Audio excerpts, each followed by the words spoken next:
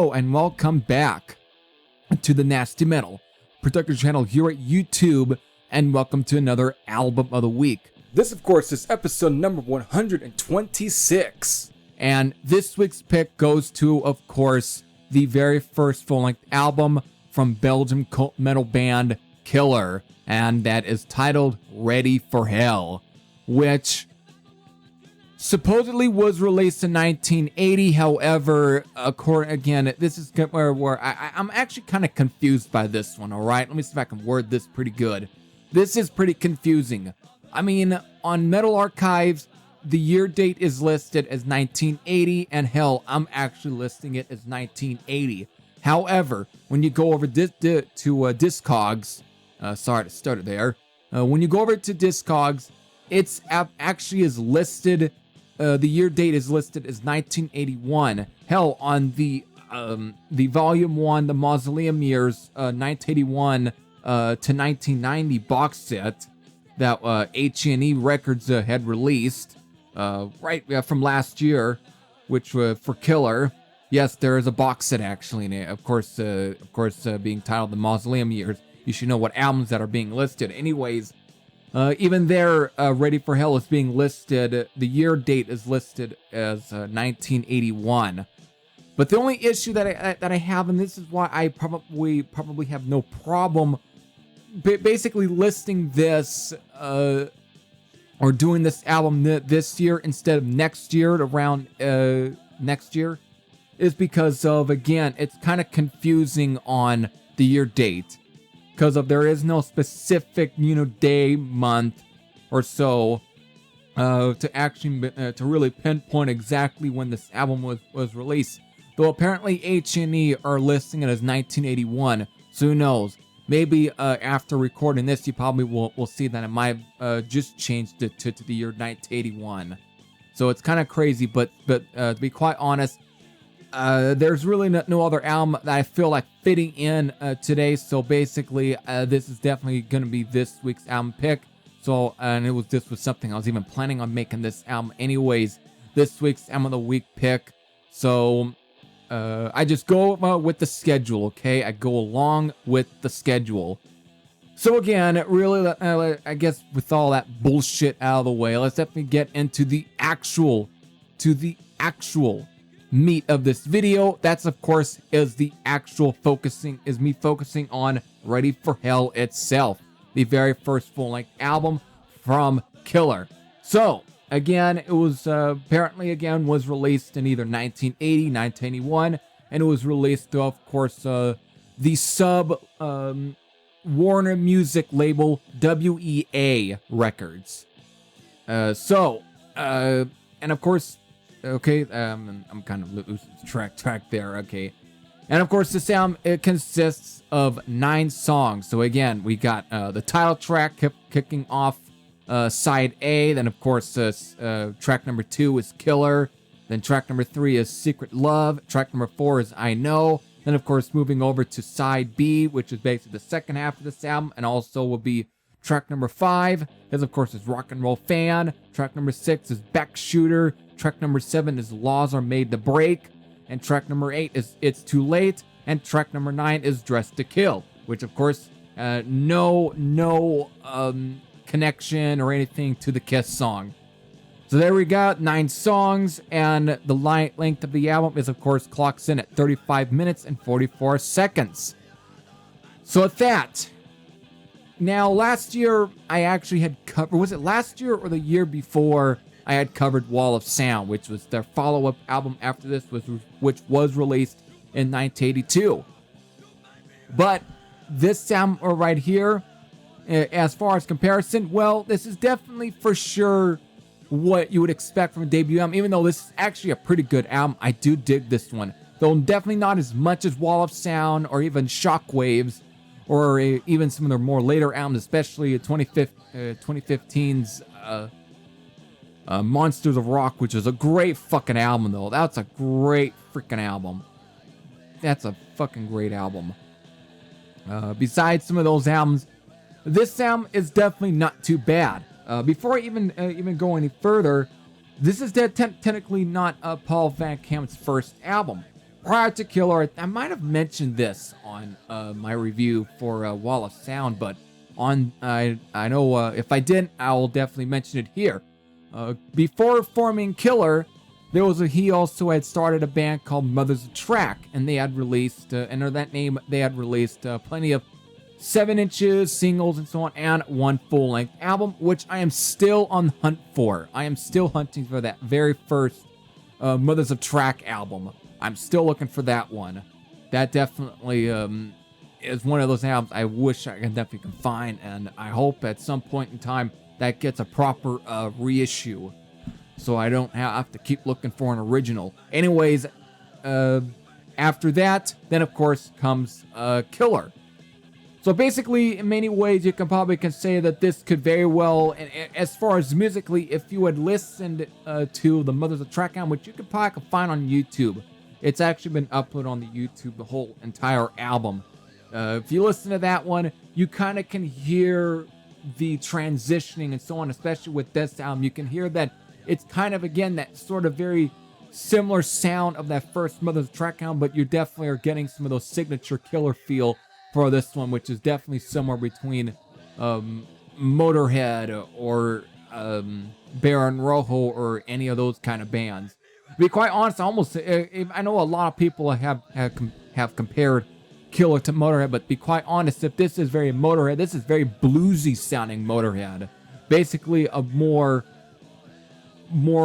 I guess more Hendrixy feel. Like if let's say if Robin Trower decide to play from Motorhead, because especially if you listen to the track It's Too Late and some of the slower parts in the song Secret Love, which seem to have a lot of very British bluesy feel to some of those songs there.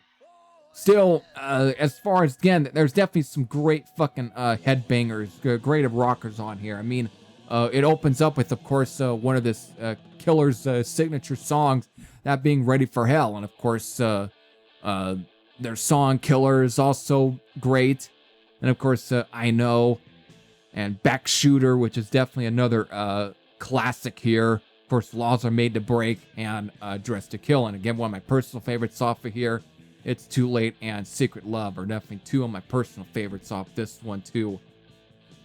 But yeah, there's definitely plenty of cool songs on this one. Definitely, I mean, there is a little bit. I mean, the reason that gave them that almost Motorheadish feel to them was due to, of course, bass player and vocalist here, Spooky, who of course provides some vocal tracks on this one. I mean, technically both Paul Van Camp and Spooky definitely trade vocal tracks on this album, which was definitely very unusual for Motorhead, to be quite honest.